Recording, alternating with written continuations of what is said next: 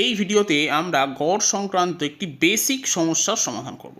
এখানে বলা হয়েছে প্রথম 40টি স্বাভাবিক সংখ্যার গড় 20.5 হলে প্রথম 42টি স্বাভাবিক সংখ্যার গড় কত।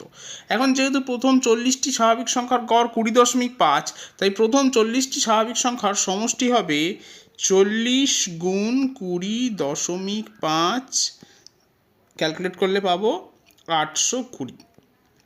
এখন এর সঙ্গে যদি আমি 41তম এবং 42তম স্বাভাবিক সংখ্যা অর্থাৎ 41 এবং 42কে যোগ করি, তাহলে পাবো 820 যোগ 41 যোগ 42, তার মানে আমি পাচ্ছি 903।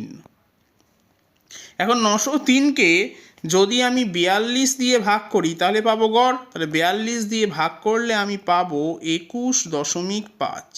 তাহলে সঠিক উত্তর হবে অপশন বি, 21.5।